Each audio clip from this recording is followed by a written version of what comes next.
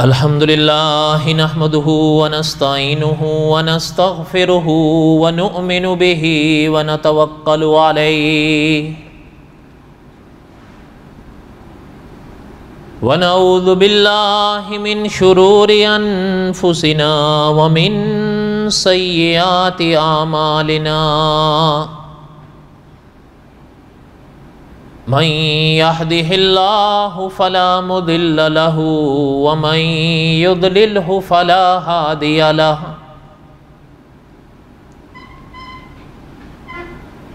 ونشهد أن لا إله إلا الله وحده لا شريك له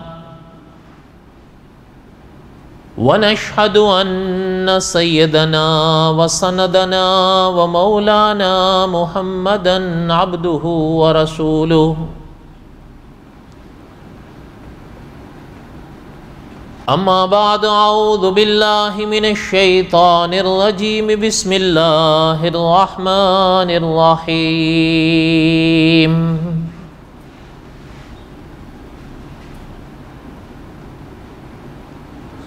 الف لام را تلك آیات الکتاب المبین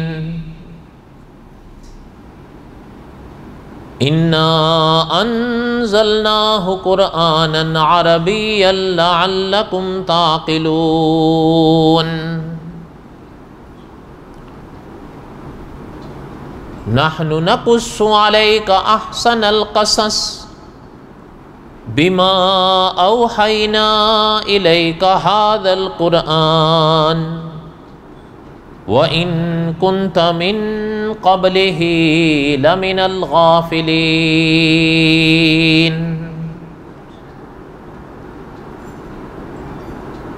وقال الله تعالى في مقام آخر قل إن كنتم تحبون الله فاتبعوني يحببكم الله ويغفر لكم ذنوبكم والله غفور رحيم قل أطيعوا الله والرسول فَإِن تَوَلَّوْا فَإِنَّ اللَّهَ لَا يُحِبُّ الْكَافِرِينَ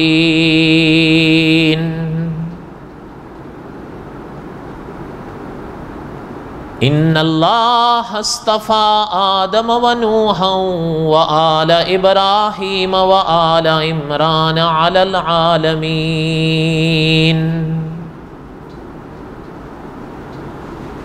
ذُرِّيَّةً بَعْضُهَا مِن بَعْضٍ وَاللَّهُ سَمِيعٌ عَلِيمٌ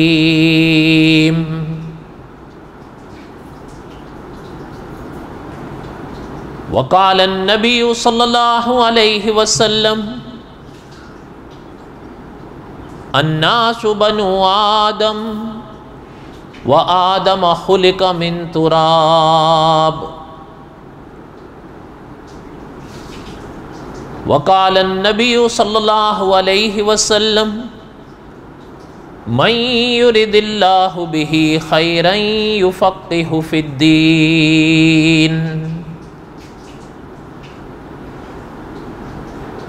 صدق الله العظيم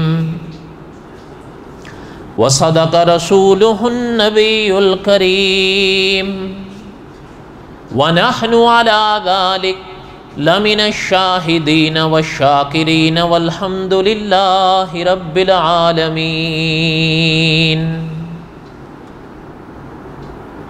اللهم صل على محمد وعلى آل محمد كما صليت على إبراهيم وعلى آل إبراهيم إنك حميد مجيد اللهم بارك على محمد وعلى آل محمد کما بارکت علی ابراہیم وعلی آل ابراہیم انک حمید مجید۔ یا ربی صلی وسلم دائما ابدا علی حبیبک خیر الخلق کلہم، هو الحبیب الذی ترجا شفاعته لكل حول من الاحوال مقتحم۔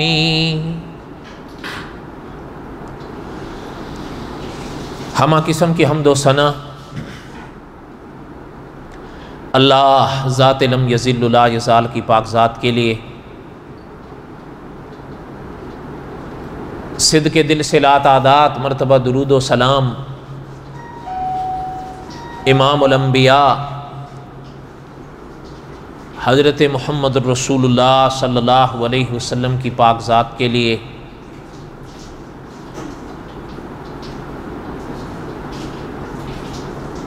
جمعہ کے بیانات میں قصص الانبیاء علیہم السلام کے اسباق میں دہرا رہا تھا،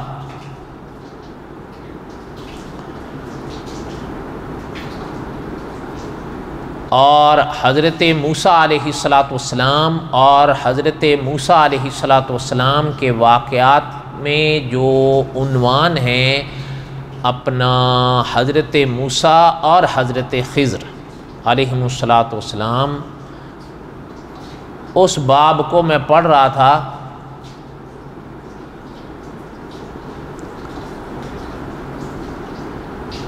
اور جب وہ باب مکمل ہوا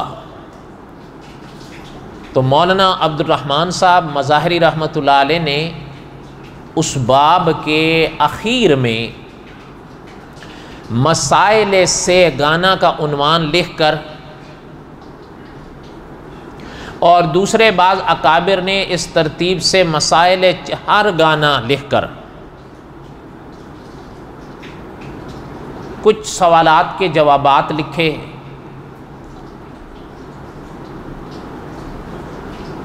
مسائل چہار گانا میں سے جو مسائل سے گانا ہیں ان کو ہم نے اپنی بساط تک تفصیل سے پڑھا۔ مثلا پہلا کہ حضرت خضر علیہ السلام کے نام یا لقب کے حوالے سے کہ حضرت کا نام یا لقب کیا تھا۔ مسائل سے یا چہار گانا میں سے دوسرا تھا کہ آیا حضرت خضر علیہ السلام اللہ کے نبی تھے یا اللہ کے ولی تھے، اس کو بھی ہم نے پڑھا۔ اس کے بعد مسائل سے گانا میں تیسرا عنوان یا سرخی تھی کہ حضرت خضر علیہ السلام اب بھی حیات ہیں یا اس دنیا سے پردہ فرما گئے، جسے حیات خضر کا عنوان کہا اور لکھا جاتا ہے۔ اس کو بھی ہم نے اپنی بساط تک بہت تفصیل سے پڑھ لیا۔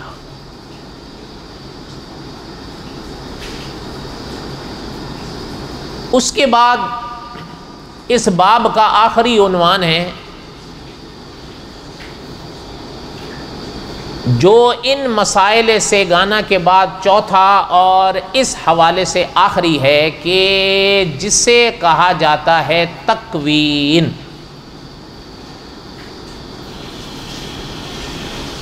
حضرت موسیٰ اور حضرت خضر علیہ السلام کی ملاقات کے یا ان واقعات کے موقع پر یہ لفظ اکثر لکھا جاتا ہے،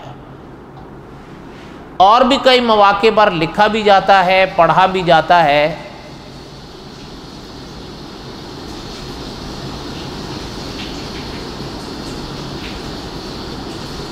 اس کو سمجھانے کی اور سمجھنے کی ضرورت ہے۔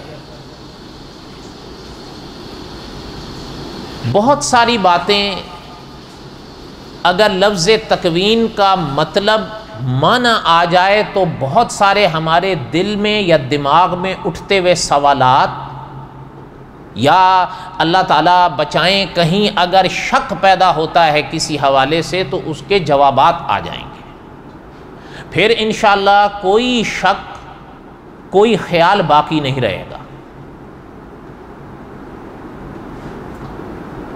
ہاں یہ ضروری ہے کہ اس لفظ کے جو معنی ہیں وہ ذہن میں انسان کے رہنے چاہیے. تھوڑا مشکل بھی ہے کیونکہ برسوں پہلے کی بات ہے، اگر میں غلط نہیں ہوں تو یہ سن 1984 کی بات ہے کہ مناظر ختم نبوت مولانا منظور احمد چنوٹی رحمۃ اللہ علیہ نے طلباء کو عقیدہ ختم نبوت اور رد قادیانیت نصاب پڑھایا تھا.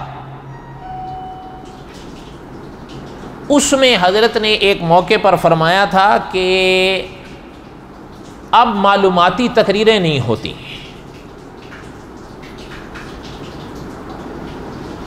اگر سن 1984 میں معلوماتی تقاریر نہیں ہوتی تھیں تو اب تو پھر آپ خود ہی قیاس کن زگلستان کر لیں.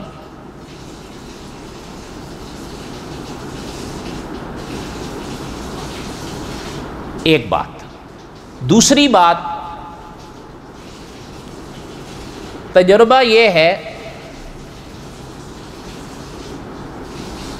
کہ معلوماتی تقاریر جہاں معلوماتی ہوتی ہیں تو وہاں عموماً مشکل بھی ہوتی ہیں.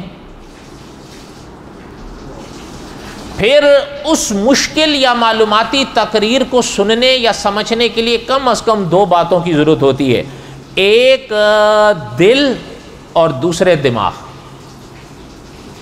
اور معاف کیجیے گا، میں اور آپ ان دونوں کو تکلیف دینے سے عموماً کتراتے ہیں. دل لگائیں گے تو بڑی مشکل سے مشکل منزل بھی طے ہو جاتی ہے، دماغ کو حاضر رکھیں گے تو مشکل سے مشکل بات بھی سمجھ آ جاتی ہے، لیکن جب میں اور آپ ان دونوں کو لگائیں گے نہیں تو پھر سمجھ کیسے آئے گی؟ اس لیے عام طور پر جو تجربہ ہے وہ یہ ہے کہ جس تقریر میں سر ہو، جس تقریر میں کوئی ہلکا پھلکا واقعہ ہو، جس میں کوئی لطیفہ ہو، اس کو میں اور آپ سب شوق سے سنتے ہیں، حاضر دل دماغ سے سنتے ہیں. اور جو معلوماتی تقاریر ہوتی ہیں تو پھر بس الا ماشاء اللہ والی بات ہے، اور کیا کہہ سکتے ہیں. لیکن وہ ضروری ہوتی ہیں. ہمارے ایک استاد ہوتے تھے، وہ فرمایا کرتے تھے کہ تقریر انسان ایسی سنے یا کتاب انسان ایسی پڑھے. دونوں باتیں فرماتے تھے تقریر انسان ایسی سنے یا کتاب انسان ایسی پڑھے جو انسان کا عقیدہ بنا دے. اور عقیدہ بنے گا تو عمل میں بھی نکھار آئے گا. جیسے جیسے اعمال میں نکھار آئے گا تو پھر دل کا عالم بھی کچھ اور ہو جائے گا. تو بہرحال تکوین کے حوالے سے ہے تو میں نے ابھی عرض کیا مشکل ہے، لیکن بہرحال میں اس کو سمجھانے کی کوشش کروں گا. اب آپ کتنا اس کو سمجھتے ہیں دعا ہے، بس اللہ تعالیٰ مجھے اور آپ کو سمجھنے کی توفیق دیں.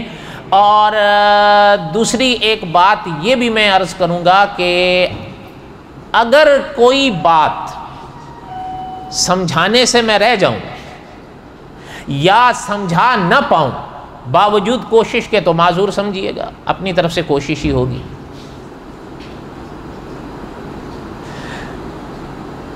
اب سنیں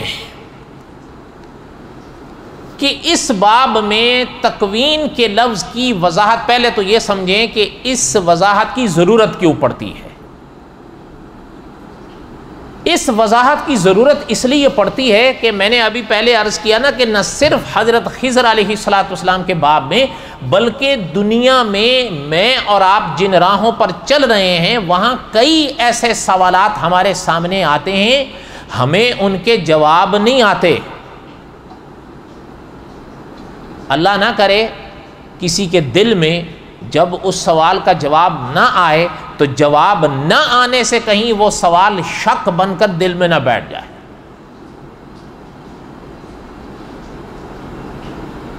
اس لیے یہ نہایت اہم مسئلہ ہے. اس کے جب اللہ تعالیٰ نے توفیق دی اگر میں اس کو پڑھ سکا نا تو آپ خود بخود سمجھیں گے کہ یہ کتنا ضروری ہے. پہلے اب جیسے مثال کے طور پر حضرت خضر علیہ السلام اور حضرت موسیٰ علیہ السلام کی ملاقات کے دوران جو 3 واقعات پیش آئے، کشتی والا، وہ لڑکے والا اور دیوار والا. ان میں جو دیوار والا ہے اس کو تو چلے چھوڑ دیں، لیکن جو پہلے 2 ہیں وہ کشتی والا اور لڑکے والا، یہ ایسا ہے کہ یہ سوال اس واقعے کو آپ پڑھ لیں لیکن پھر بھی کہیں نہ کہیں دل یا دماغ میں یہ سوال اٹھ جاتا ہے یا کوئی کر دیتا ہے کہ مثلا حضرت خضر نے اس کشتی کو توڑا. تو شریعت کا مسئلہ تو یہ ہے کہ میرے اور آپ کے لیے جائز نہیں ہے کہ ہم کسی اور کی شے میں اس طرح کا کام کریں. ایک بات. اچھا، اگر ہم اس کو فائدہ پہنچانے کی نیت سے بھی کریں، زیادہ میں اور آپ یہ شاید کہہ سکیں کہ جی اس فائدے کے لیے ہم کر رہے ہیں، تو علماء شریعت نے لکھا ہے کہ پھر بھی میرے اور آپ کے لیے جائز نہیں ہے کہ ہم یہ کہہ کے یا یہ سمجھ کر کہ میرے اس کام سے سامنے والے کو فائدہ ہوگا، تب بھی اس کی بغیر اجازت کے اس کی کسی شے میں اس طرح کا کام کرنا میرے اور آپ کے لیے جائز نہیں. اور یہی آپ دیکھیں اس موقع پر بھی ہم نے پڑھا تھا کہ حضرت موسیٰ علیہ السلام نے محترم سے فرمایا تھا کہ یہ عجیب بات ہے، انہوں نے ہمارے ساتھ بھلائی کی اور آپ نے یہ بدلہ دیا اس بھلائی کا کہ ان کی کشتی توڑ دی. ایک بات. دوسری بات، جو لڑکے کا قتل ہوا، دیکھیں علماء نے لکھا ہے کہ لڑکے کا قتل اور اس پر نابالغ لڑکے کا قتل، یہ تو آپ نے بھی ممکن ہے علماء سے پڑھا ہو یا سنا ہو، یہ تو حالت جہاد میں بھی، جنگ میں بھی جائز نہیں ہے، منع ہے. تو پھر یہ حضرت خضر علیہ السلام کے واقعات میں یہ جو 2 سوال ہیں، آخر ان کا اصل جواب ہے کیا؟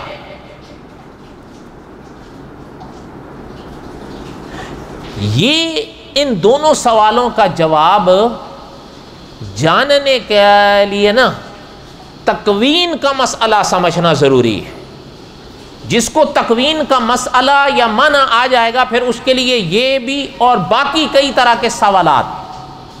دیکھیں آپ کے اور میرے سامنے دنیا میں کئی دفعہ ایسے ہوتا ہے، کئی ایک نہیں کئی واقعات میرے اور آپ کے سامنے ایسے آتے ہیں جن پر ہمارا دل جلتا ہے کہ یہ کیا ہو گیا،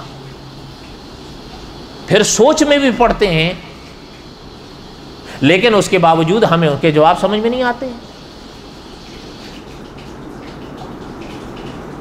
آپ اللہ تعالیٰ اپنی پناہ نصیب فرمائے، کئی دفعہ ایسا آپ نے پڑھا ہوگا، سنا ہوگا، کئی شہروں میں زلزلے آئے، گھروں کے گھر تباہ ہو گئے، وبائیں آئیں، ہزاروں نہیں لاکھوں لوگ لقمہ اجل بنے. اچھا، کبھی کبھی ایسا ہوتا ہے آپ دیکھ لیں کہ اللہ تعالیٰ معاف فرمائے، ایک انسان جو ہے وہ شاید برائی کا کوئی کام نہیں چھوڑتا لیکن پھل رہا ہوتا ہے، پھول رہا ہوتا ہے. اور اس کے سامنے کچھ ایسے بھی حضرات ہوتے ہیں جو بیچارے شاید نماز تہجد بھی نہ چھوڑتے ہوں، فرض تو بڑی دور کی بات ہے، لیکن اس کے باوجود وہ آدھی روٹی بھی مشکل سے ان کو نصیب ہوتی ہے. دنیا میں ایسے لوگ بھی ہیں.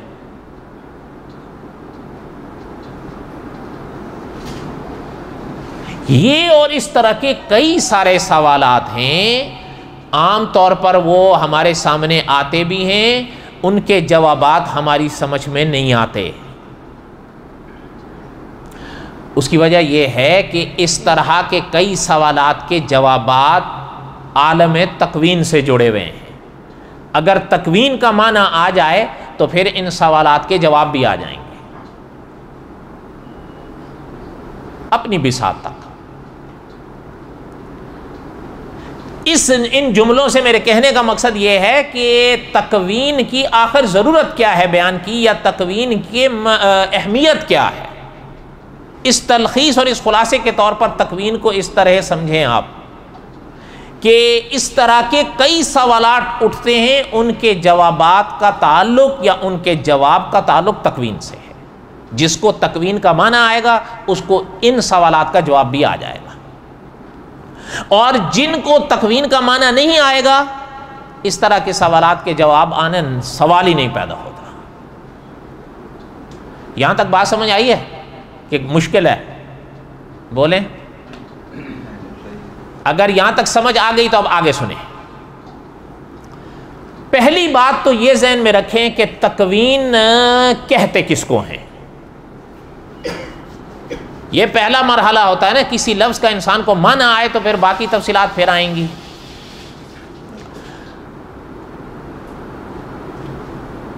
پہلی بات، تکوین کہتے کس کو ہیں، تکوین کا معنی کیا ہے، ایک بات۔ دوسری بات اس کے ساتھ یہ بھی سنیں کہ عام طور پر ایک لفظ کے دو معنی چلتے ہیں، خاص کر اسلامی دنیا میں۔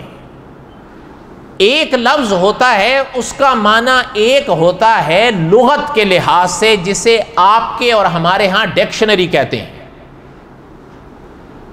اور دوسرا معنی ہوتا ہے اسلامی اصطلاح کے حوالے سے، جسے اسلامی ڈکشنری کہتے ہیں۔ میں نے اور آپ نے اس دوسرے معنی کو دیکھا، اس کی وجہ یہ ہے کہ حکیم الاسلام قاری محمد طیب صاحب رحمۃ اللہ علیہ، وہ محتمم دارالعلوم دیوبند، حضرت نے لکھا ہے، حضرت فرماتے تھے کہ دین اسلام نے الفاظ انسانی زبان کے لیے ہیں، لیکن ان الفاظ میں دین اسلام نے معنی اپنے رکھے۔ اس کی ایک دو مثالیں سمجھیں تو آپ کو بات سمجھ آ جائے گی۔ ابھی انشاءاللہ اللہ تعالیٰ نے توفیق دی تو آپ اور ہم نماز ادا کریں گے نا۔ مولانا کاندلوی رحمۃ اللہ علیہ نے لکھا تھا کہ نماز تو فارسی کا لفظ ہے، کلام پاک اس عبادت کو صلاۃ کہتا ہے، صاد کے ساتھ۔ اب صلاۃ کا جو لفظ ہے اس کو اگر آپ لغت میں یعنی ڈکشنری میں دیکھیں تو آپ کو لفظ صلاۃ کا معنی ملے گا دعا۔ دھیان دیجئے گا ورنہ بات نہیں سمجھ آئے۔ اگر آپ لفظ صلاۃ کا لغت میں معنی دیکھیں گے تو اس کا معنی ہے صلاۃ، دعا۔ اچھا، اب جب نماز کا وقت ہو گیا ہے، میں یہاں پر بیٹھ کے کہہ دوں ربنا آتنا فی الدنیا حسنہ وفی الآخرۃ حسنہ، تو دعا تو میں نے کر دی، یہ دعا ہی ہے نا، ربنا آتنا فی الدنیا حسنہ وفی الآخرۃ حسنہ، یہ دعا ہی تو ہے۔ اچھا یہ کر دی تو نماز ہو گئی؟ سوچ کے بتائیں، نماز ہو گئی؟ دنیا کا کوئی عالم نہیں کہے گا کہ بھائی نماز، کہے گا بھائی نماز ہوئی نہیں۔ میں ایک نہیں 10 لغت کی کتابیں اٹھا کے لے آؤں اور کہوں کہ جی دیکھیں قرآن پاک میں ہے کہ نماز ادا کرو یعنی صلاۃ ادا کرو، تو لغت میں صلاۃ کا مطلب دعا ہی تو ہے، تو ربنا آتنا فی الدنیا میں نے تو دعا کر لی ہے، تو نماز ادا ہو جائے گی؟ نہیں ہوگی، اس لیے کہ قاری طیب صاحب رحمۃ اللہ علیہ کے وہ الفاظ ذہن میں تازہ کر لیں کہ دین اسلام نے الفاظ لغت انسانی سے لیے ہیں، لیکن ان الفاظ میں دین اسلام نے معنی اپنے رکھے ہیں۔ وہ یہ ہے کہ جب آپ وضو کریں گے، کبھی یوں کبھی یوں کبھی یوں کبھی یوں بیٹھ کر اللہ اکبر سے السلام علیکم ورحمۃ اللہ تک حضور علیہ الصلوۃ والسلام کی اتباع میں نماز کو ادا کریں گے، تب لفظ صلاۃ ادا ہوگا۔ اس کو کہیں گے اصطلاحی معنی۔ اس دائرے میں اب میں اور آپ لغت کی طرف جائیں گے یا اصطلاح کی طرف جائیں گے؟ بولو تو صحیح، اصطلاح کی طرف جائیں گے، اس لیے کہ یہاں پر لغت والا معنی مطلوب نہیں، اصطلاح والا معنی مطلوب ہے۔ ایک بات، دوسری بات ذہن میں لے آئیں، ابھی ابھی اللہ تعالیٰ کی عنایت اور توفیق سے آپ ماہ رمضان سے فارغ ہوئے۔ ماہ رمضان کے روزے فرض ہیں، آپ کے اور ہمارے ہاں اس لفظ کو، اس عبادت کو روزہ کہا جاتا ہے، وہ آپ کے اور ہمارے ہاں ہے، لیکن کلام پاک میں اس کو صوم سواد کے ساتھ، وہ نماز کا لفظ بھی ہے اور یہ سواد کے ساتھ صوم، سیام اسی کی جمع ہے، اور صوم کلام پاک اس کو کہتے ہیں جیسے آپ اور ہم روزہ کہتے ہیں. لیکن لفظ صوم کا اگر آپ لغت میں معنی اٹھائیں نا، لغت اٹھائیں کہ بھئی لفظ صوم کس کو کہتے ہیں، ڈکشنری کھولیں تو آپ کو لفظ صوم کا معنی ملے گا کسی شے سے رک جانا. میں اور آپ اگر رک گئے صوم ہو گیا. لغت کہتی ہے کہ ہو گیا.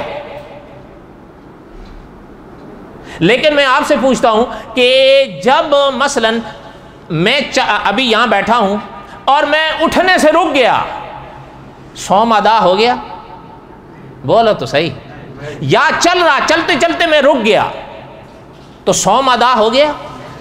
دنیا کا کوئی عالم نہیں کہے گا کہ لفظ صوم ادا ہو گیا. اب وہ اگر مجھ سے کہیں کہ بھئی صوم ادا نہیں ہوا، میں ایک نہیں 10 لغتیں کی کتابیں کھول کے رکھوں کہ بھئی دیکھیں کلام پاک میں روزے کو صوم فرمایا گیا اور لغت میں صوم کا معنی رک جانا، تو میں چلتے چلتے رک گیا، صوم ہو گیا؟ ہو جائے گا؟ نہیں ہوگا، اس لیے کہ لغت کا معنی لغت میں رہے.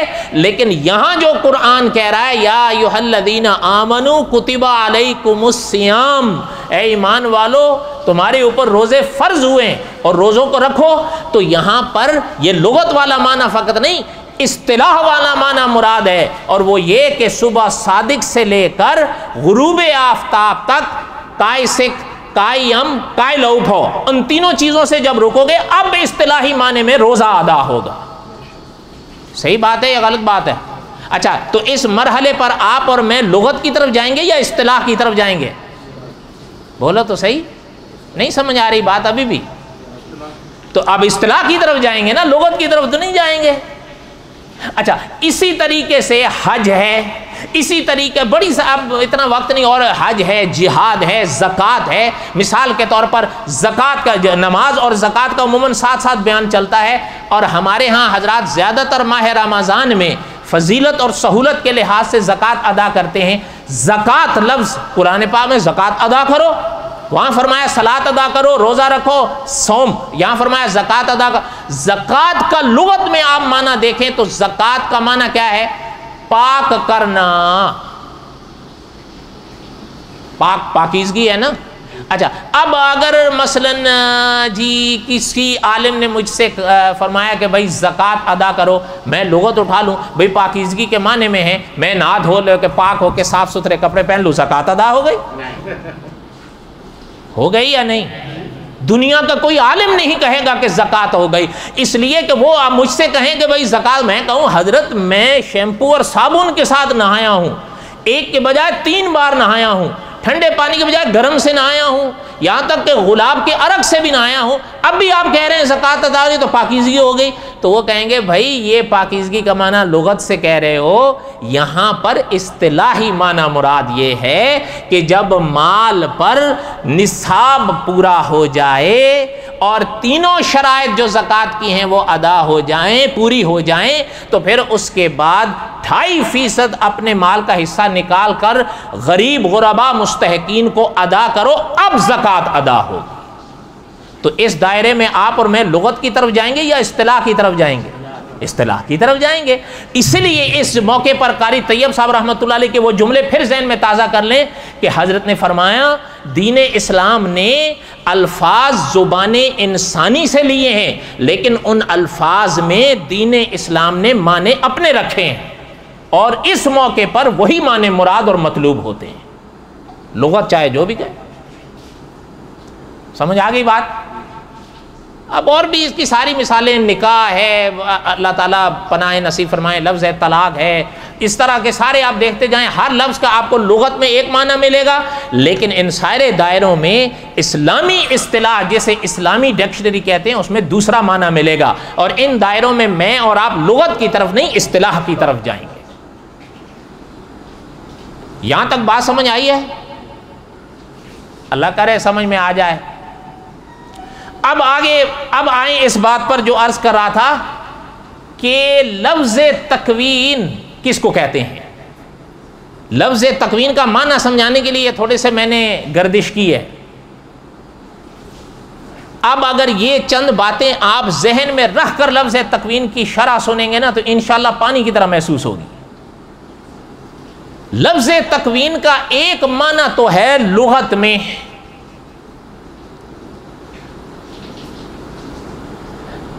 اچھا اس کو عرض کرنے سے پہلے ایک بات اور بھی ذہن میں سن لیں. آپ اور ہم اللہ تعالیٰ کی عنایت اور فضل سے مسلمان ہیں. لا الہ الا اللہ محمد الرسول اللہ، آمنت باللہ ورسلہ.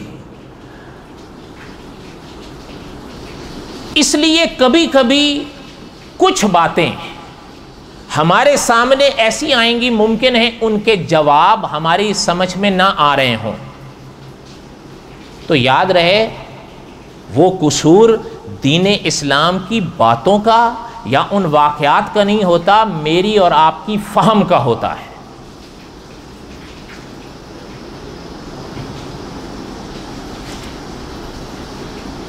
ایک بات سننا دھیان سے،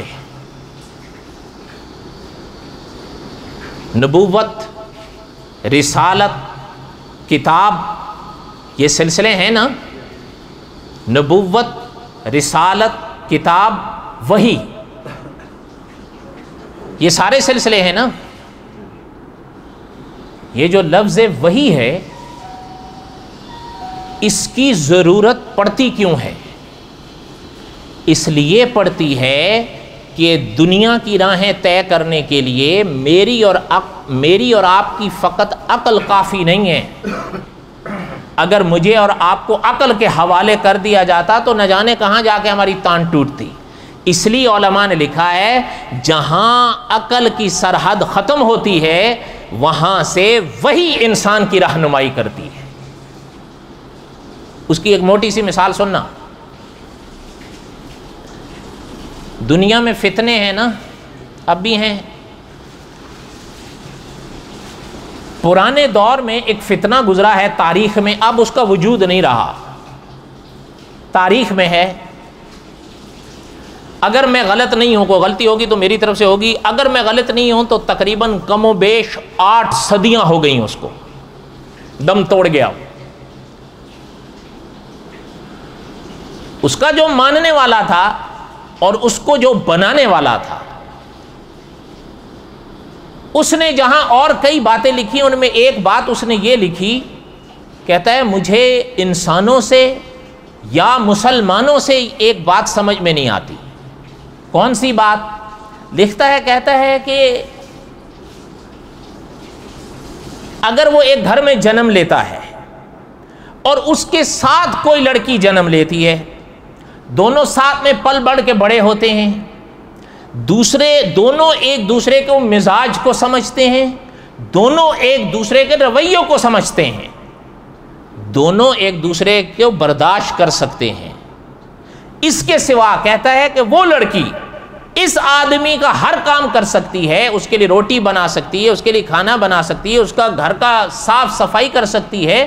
جب یہ سارے کام وہ کر سکتی ہے، ان میں کوئی عیب نہیں، تو مجھے نہیں سمجھ میں آتا مسلمانوں کی بات یا انسانوں کی بات کہ وہی لڑکی اس کی جنسی تسکین کا ذریعہ کیوں نہیں بن سکتی. نعوذ باللہ، نعوذ باللہ. آپ سچ بتاؤ یہ بہن کے بارے میں نہیں لکھ رہا ہے؟ اچھا پھر آگے اس نے ایک سوال کہتا ہے کہ دنیا کا کوئی فرد، دیکھیں بہن سے رشتہ حرام ہونے میں تنہا مسلمان تو نہیں ہے، تنہا دین اسلام تو نہیں ہے، اور بھی مذاہب ساتھ میں ہیں.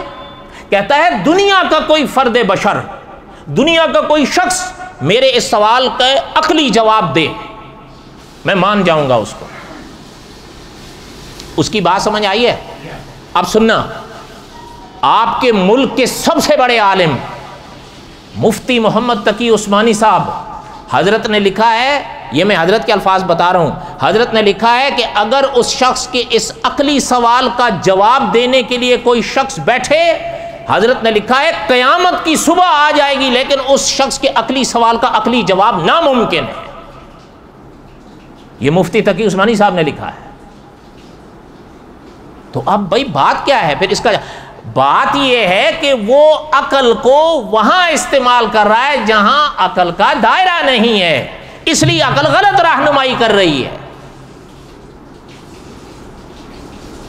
وہ کہہ رہا ہے کہ بھائی اس کی وجہ یہ ہے کہ یہاں پر عقل فیصلے نہیں کرے گی، یہاں تو عقل کو استعمال کرو گے تو یہ نتیجہ نکلے گا، یہاں وہی رہنمائی کرے گی۔ وہ کیا کہ اللہ نے فرمایا ہے، وہی اللہ کے پیغام کا دوسرا نام ہے نا، اللہ نے فرمایا حرمت علیکم امہاتکم، تمہاری مائیں تمہارے اوپر حرام ہیں، وبناتکم، تمہاری بیٹیاں تمہارے اوپر حرام ہیں، وَأَخَوَاتُكُمْ، تمہاری بہنیں تمہارے اوپر حرام ہیں۔ اب یہاں عقل نہیں چلے گی، عقل تو غلط رہنمائی کرے گی، یہاں وہی رہنمائی کرے گی۔